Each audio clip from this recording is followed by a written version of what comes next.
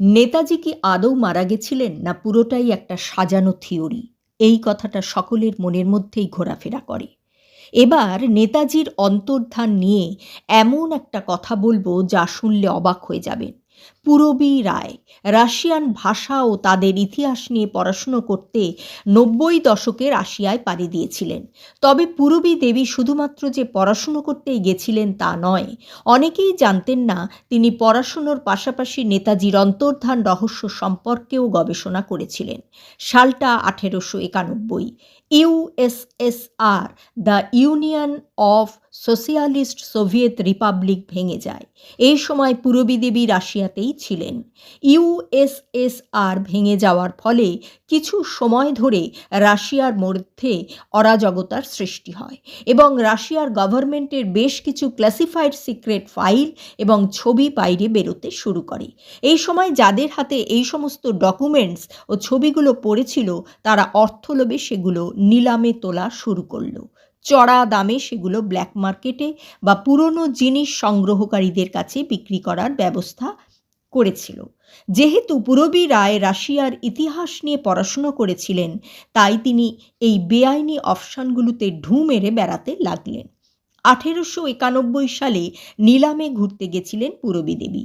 সেখানে গিয়ে তিনি দেখলেন কেউ দর হাঁকাহাঁকি করে নিলামের জিনিসপত্র কিনতে এসেছেন, আবার কেউ নিলাম কিভাবে হয় সেটা দেখতে এসেছেন, আর কিছু মানুষ নিলামে কি কি জিনিস উঠছে তা শেষবারের মতো নিজের চোখে দেখতে গেছেন।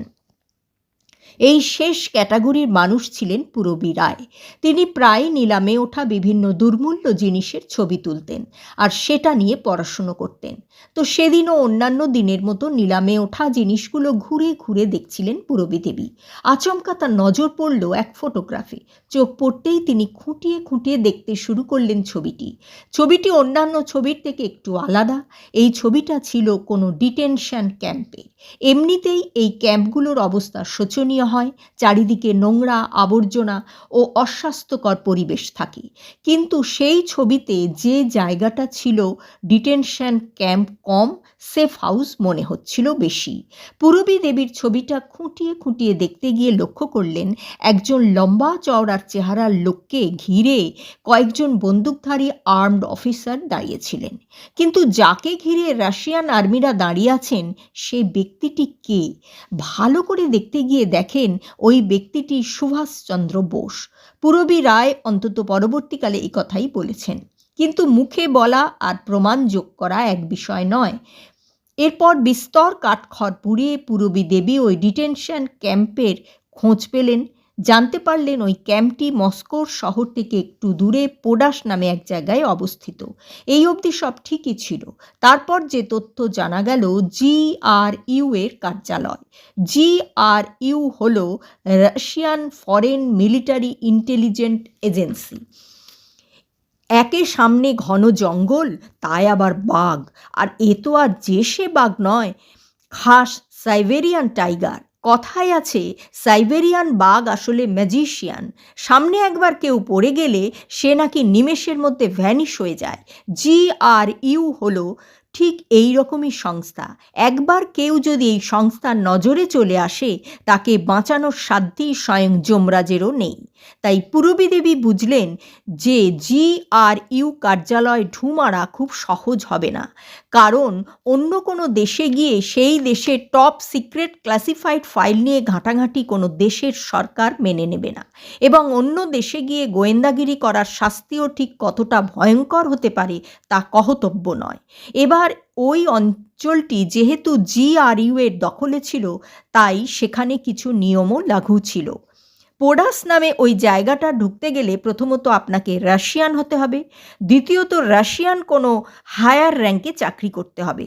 পূরবী রায় এই দুটোর কোনোটাই ছিলেন না, কিন্তু কথায় আছে মন থেকে কিছু চাইলে অসম্ভবকে সম্ভব করা যায়। পূরবী রায়ের ইচ্ছাশক্তি তাকে একটা নতুন রাস্তা দেখায়। রাশিয়ায় থাকাকালীন এক রাশিয়ান ভদ্রলোকের আলাপ হয়েছিল। সেই আলাপেই ক্রমশ বন্ধুত্বে পরিণত হয়েছিল। সেই বন্ধুর নাম ছিল আলেকজান্দ্রার কালাসনিকভ। এই ব্যক্তিটি রাশিয়ান আর্মিতে ছিলেন এবং মেজর জেনারেলের মতো হাই র্যাঙ্কে চাকরিও করতেন।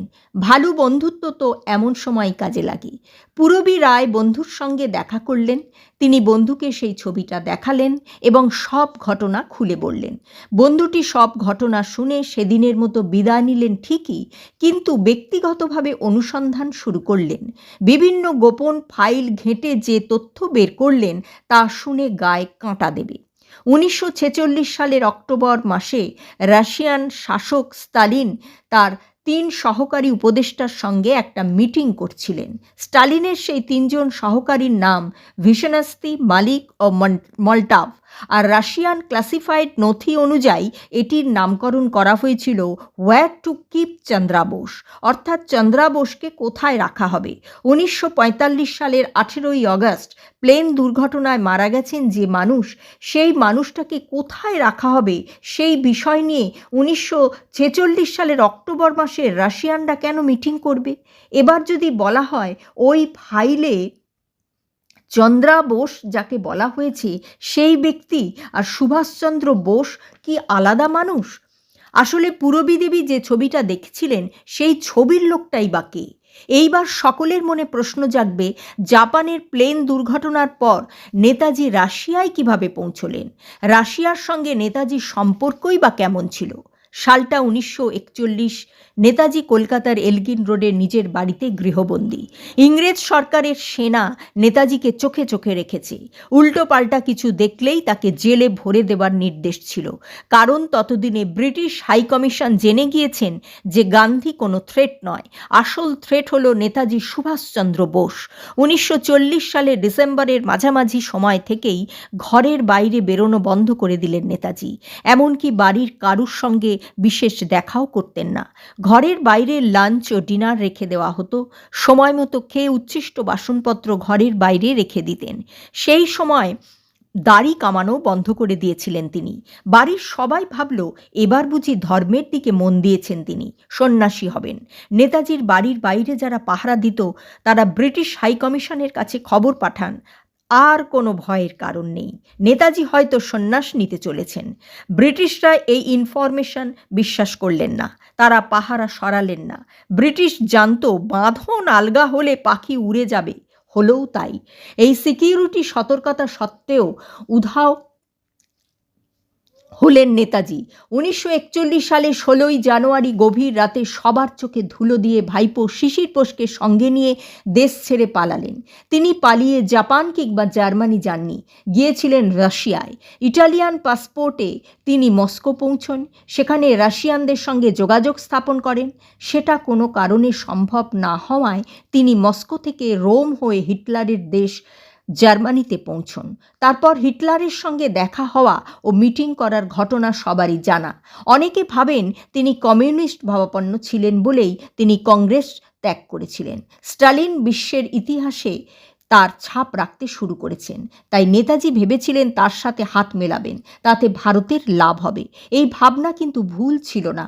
দ্বিতীয় বিশ্বযুদ্ধে রাশিয়ার জয় নেতাজির রাজনৈতিক দূরদর্শিতার অন্যতম প্রমাণ।